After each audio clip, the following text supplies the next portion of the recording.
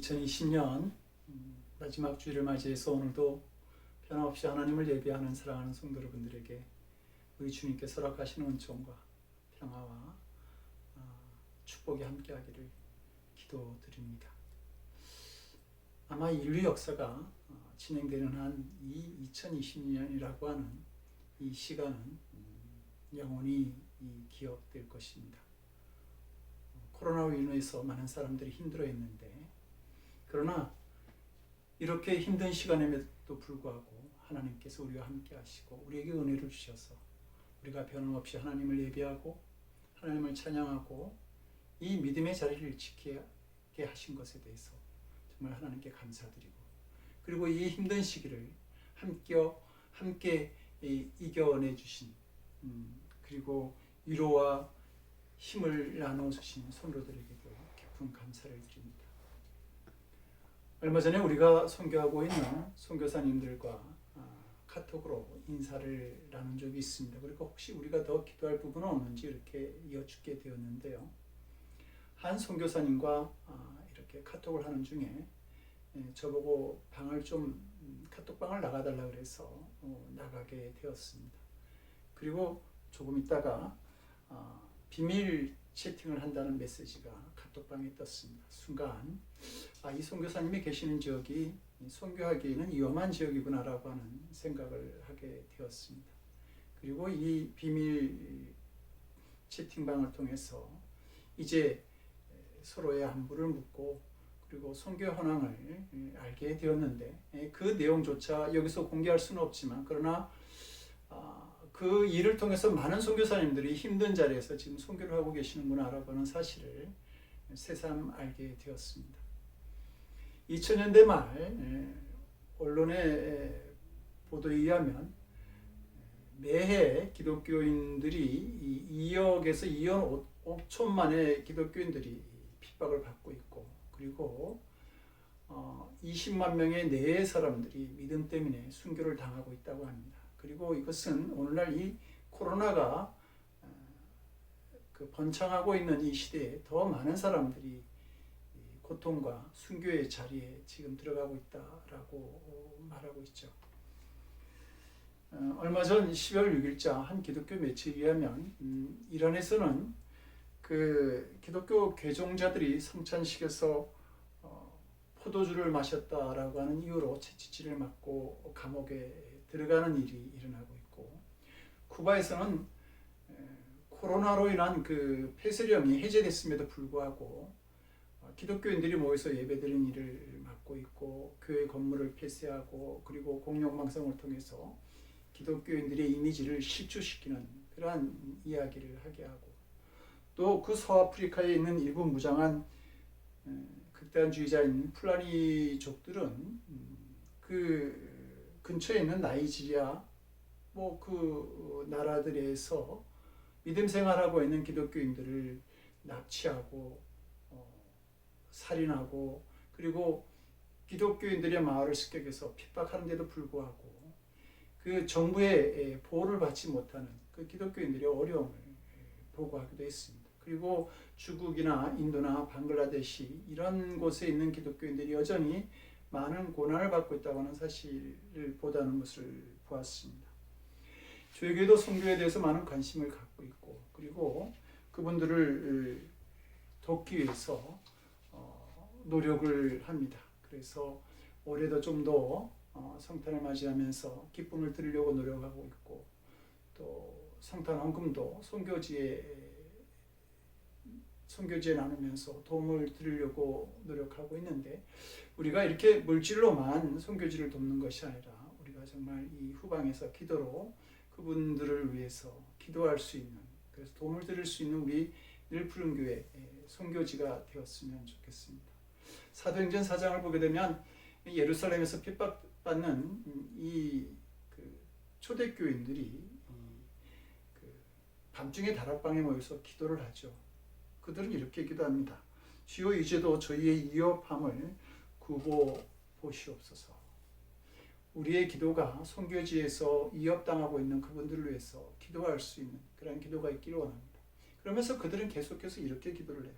또 종들로 하여금 담대히 하나님 말씀을 전하게 하여 주시오며 손을 내밀어 병을 낫게 하시옵고 표적과 기사가 거룩한 종 예수의 이름으로 이루어지게 하옵소서. 성도 여러분, 이들이 했던 이 기도의 내용들, 담대히 하나님 말씀을 전하고 병을 낫게 하고 표적과 기사가 일어나는 이러한 일들을 위해서 우리가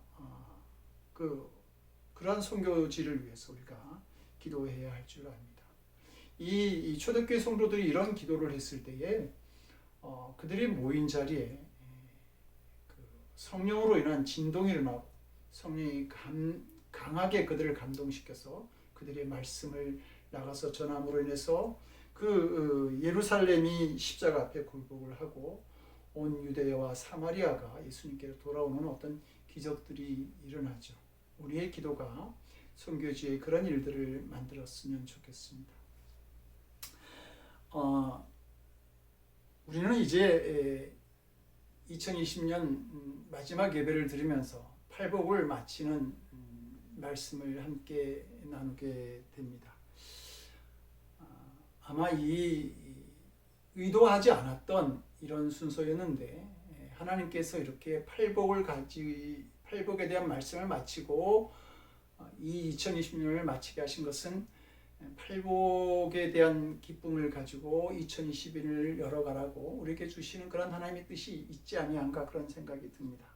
저는 팔복에 대한 말씀을 준비할 때에 이 말씀이 코로나로 힘들어하는 성도들에게 힘이 되었으면 좋겠다. 그런데 그것은 아마 예수님께서 우리에게 주시는 말씀이 가장 큰 힘이 될 것이다. 그것이 가장 큰 힘이 될 것이다.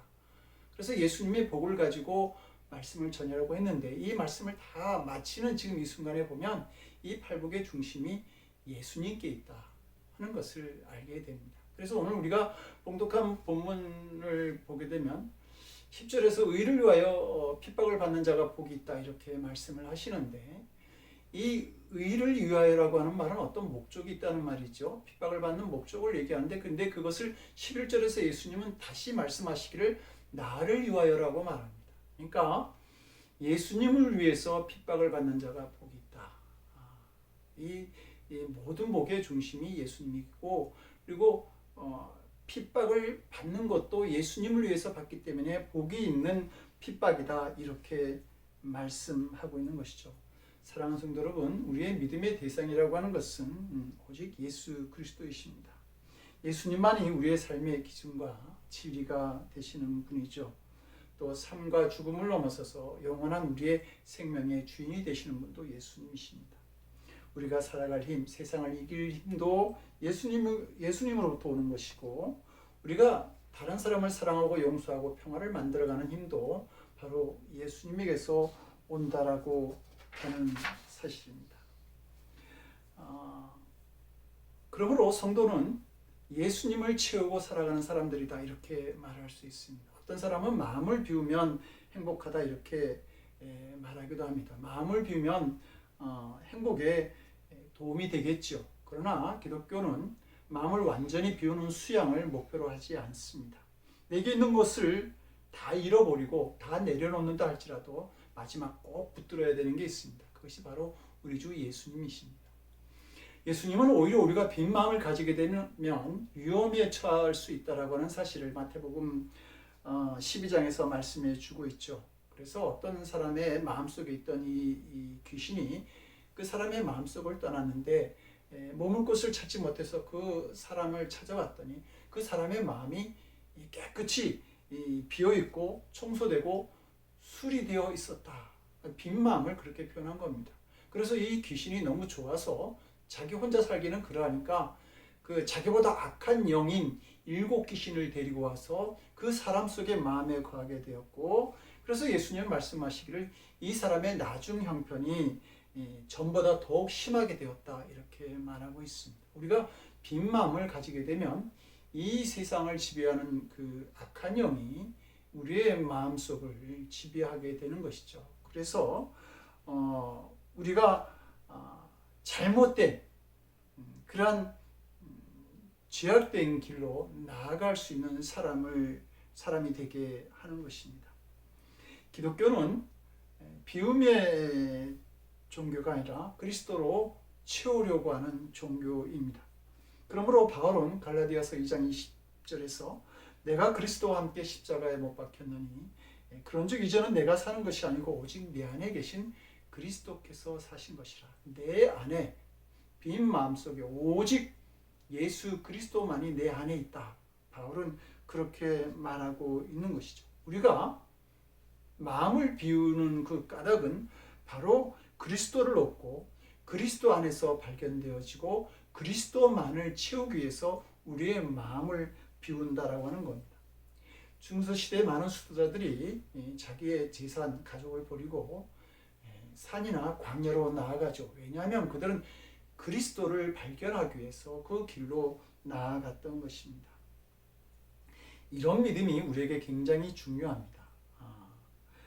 그렇지 아니하면 우리가 하는 헌신이나 구제나 어떤 그 의가 자기 자랑, 자기 의가 될 수 있기 때문이죠.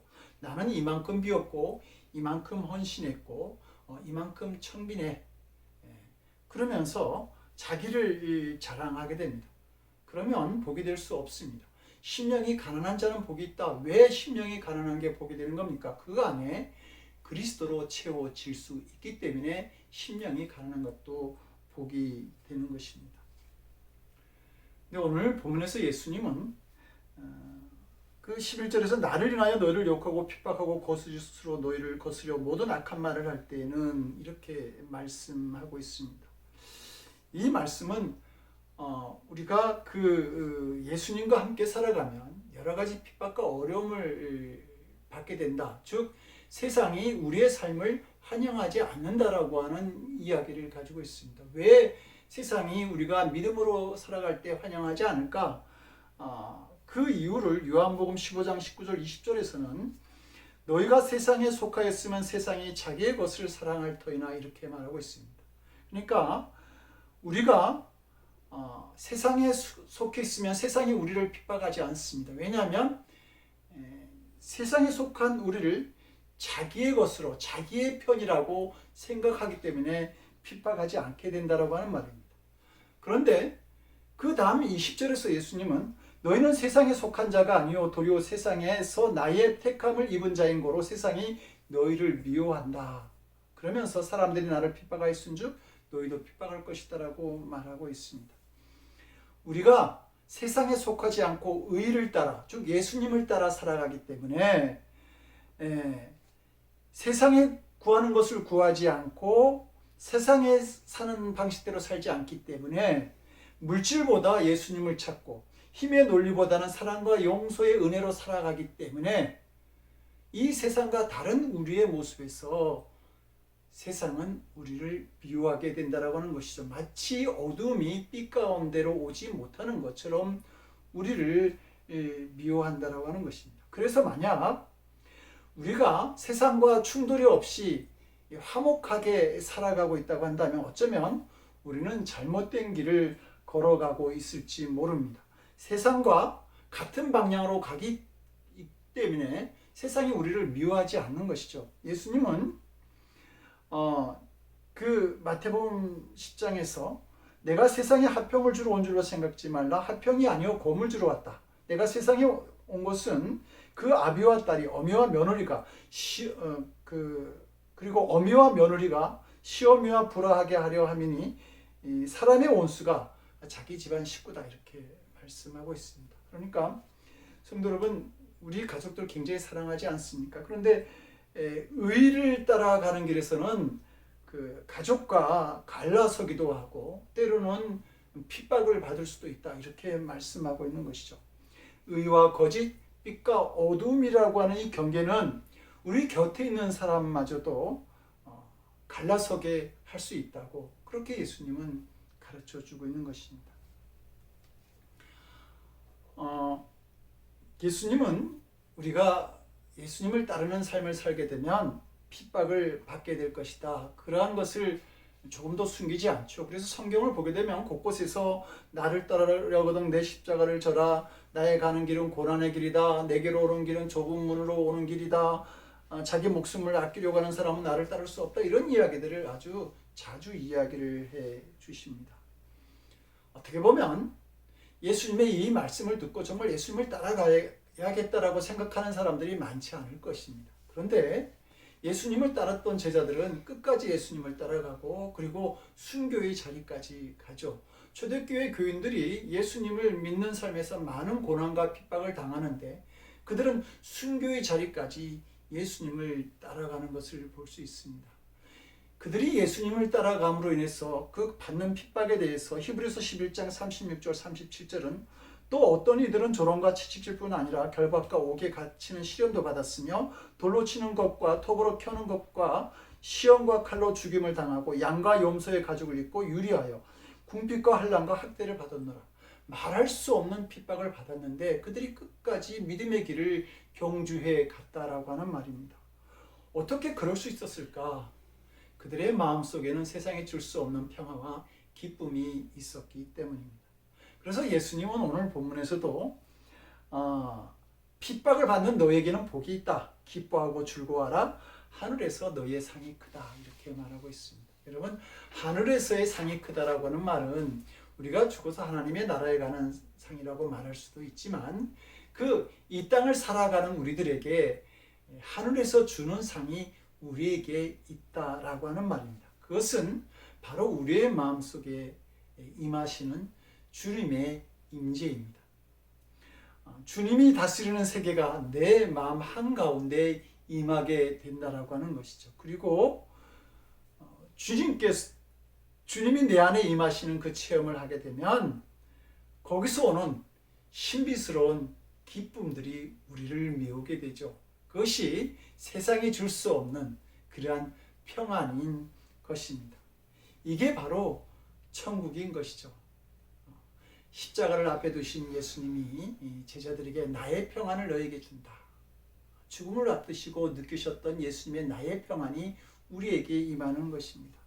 사도행전 5장 41절은 사도들은 그 이름을 위하여 능력받는 일에 합당한 자로 여기심을 기뻐하면서 공회 앞을 떠났다 그랬습니다. 예수님을 위해서 능력받는 일에 합당한 자로 여겼다. 예수님을 위해서 핍박받는 것을 대해서 기뻐하였다. 그렇게 말하고 있습니다. 이 초대교회 사도들, 성도들을 보게 되면 그들이 예수님 때문에 핍박을 받고 견딜 수 없는 고통을 받았지만 그러나 그들은 그 가운데서도 감옥에 있을지라도 찬양을 하고 죽음이 다음날 있을지라도 깊은 잠을 자는 평안을 누렸고 아무것도 없는데 모든 것을 가진 자와 같은 부유한 삶을 살았던 그런 기쁨의 사람들이었습니다. 왜냐하면 그들의 마음속에 세상에 빼앗을 수 없는 하나님의 나라 평안이 그들에게 있었기 때문이죠. 예수님께서 이 말씀을 산상에서 하실 때에 제자들도 그 말씀을 들었고 핍박을 받는 자는 복이 있다라는 말씀도 제자들이 알고 있었을 것입니다. 그러나 예수님께서 겟세마네 동산에서 끌려가시고 십자가에 죽음을 당하실 때 제자들이 다 뿔뿔이 흩어지게 됩니다. 그런데 그들이 다시 모여서 이 예수님을 위해서 기뻐하면서 고난과 핍박을 당하게 되는데 그때가 언제냐면 마가의 다락방에서 성령의 임재를 경험할 때입니다. 성령을 통해서 하나님의 나라를 경험하게 될 때에 그들은 어떤 핍박과 고난도 기뻐하며 받을 수 있었던 것이죠. 왜냐하면 세상을 이길 수 있는 하나님의 나라가 천국이 그들에게 임하였던 것입니다. 사도행전 7장을 보게 되면 스데반이 돌에 맞아서 순교하는 장면을 기록하고 있는데요. 그때의 그 스데반의 얼굴이 아주 성령이 충만했다. 즉 평안한 얼굴이었다라고 말하죠. 그리고 스데반은 순교하면서 말하기를 보라 하늘이 열리고 인자가 하나님의 우편에 서신 것을 보노라 이렇게 말합니다. 하늘이 열렸다. 하나님께서 핍박받는 그 스데반을 지켜보셨다 그 말입니다. 그런데 스데반이 보니까 인자가 즉 예수님이 서 계셨다라고 말합니다. 왜 예수님이 서 계셨을까? 바로 핍박 속에서 순교하는 그 스데반을 영접하시기 위해서 예수님이 서 계셨다라고 하는 말입니다. 성도 여러분, 말할 수 없는 영광 아닙니까? 그런데 우리가 이렇게 예수님을 위해서 핍박을 받을 때 이 영광에 참여할 수 있는 자가 되는 줄로 믿습니다. 그러므로 우리가 주님을 위해서 받는 핍박이 있다면 기뻐하고 즐거운 마음으로 받는 성도가 되기를 원합니다. 우리가 이 이제 팔복을 마감하면서 이 전반부와 후반부로 나눌 수 있는데, 이 전반부는 하나님께 나아가려 하는 자들의 모습이 기록되어져 있습니다. 그래서 심령의 빈곤을 느끼고 죄를 깨닫고 애통해하며 또 하나님의 뜻에 온전히 순종하기 위해서 온유한 자가 되고 의로움이 없는 자기를 발견하면서 하나님의 의를 갈망하죠. 그리고 하나님께 나아갑니다. 그리고 이제 하나님 그 후반부는 하나님께 나아간 자의 모습에 대해서 말씀하고 있는데, 긍휼히 여기고 남을 긍휼히 여기고 자기의 마음을 청결하게 하고 다른 사람들과 화평을 이루고 그리고 예수님을 위해서 핍박을 받는 자의 모습이 있다, 이렇게 말씀하고 있습니다. 그런데 이 후반부에 네 가지를 신앙의 단계로 본다고 한다면, 첫 번째 단계의 그리스도인은 남을 긍휼히 여기는 단계, 그리고 두 번째 그리스도인은 마음의 청결을 도모하고, 세 번째 그리스도인은 화평을 만들어가는 그리스도인이 되는 것이고, 마지막 그리스도인은 의를 위해서, 예수님을 위해서 핍박을 받는 사람이 되는 것입니다. 그러므로 그 의를 위해서 핍박을 받는 성도는 최상의 경지에 있는 사람이고, 그리고 최고의 복을 받는 사람이다, 이렇게 말할 수 있겠죠. 그래서 다른 그 복은 한 줄 말씀으로 끝나는데, 이 의를 위해서 받는 그 핍박에서 오는 복에 대해서는 3절에 걸쳐서 예수님이 말씀하고 있는 것을 볼 수 있습니다. 하나님께서는 우리가 한 해를 마무리하는 이 마지막 주일에 팔복 중에 가장 마지막 복인 의를 위해서 핍박을 받는 복에 대해서 생각해 보게 하셨습니다. 아마 이렇게 이 말씀을 생각해 보게 하신 것은 코로나로 힘들어하는 이 때에 의를 위해서 너희가 핍박을 받게 되면 너희의 상이 크다라고 하는 그 위로의 말씀으로 이 힘든 시간을 이겨내라고 주시는 말씀인 줄로 압니다. 성도 여러분, 예수님을 위해서 받는 복이 가장 큰 복입니다. 왜냐하면 아무나 예수님을 위해서 또 의를 위해서 핍박을 받을 수 없기 때문이죠. 우리가 그 주를 위해서 반드시 선교지가 아닐지라도 우리의 그 생활과 내 삶 속에서 크고 작은 어떤 핍박이 주를 위해서 온다고 한다면 성도 여러분, 기뻐하면서 그 핍박을 받고 그리고 그 핍박을 이기면서 온전한 제자의 삶을 살아갈 수 있는 사랑하는 성도들이 될 수 있기를 주님의 이름으로 간절히 축원드립니다. 기도하시겠습니다. 우리를 위해 십자가의 고난을 받으신 주님, 우리에게도 주를 위해 그 핍박을 받을 수 있는 그러한 기회를 주시니 감사드립니다. 나의 삶의 자리에서 주를 위해 받는 어떤 그 핍박이 있다고 한다면 기뻐하면서 그 고난의 자리에 들어갈 수 있는 저희들이 될 수 있도록 주여 은총을 베풀어 주시옵소서. 이제는 성자, 성부, 성령 삼위일체 하나님의 거룩하신 역사와 은총이 이제 주를 위해 기뻐함으로 고난의 자리에, 핍박의 자리에 들어가기를 원하는 거룩한 성도들 머리 위에, 저들의 삶과 가정과 일터 위에 지금으로부터 영원토록 함께하옵시기를 간절히 축원드리옵나이다. 아멘.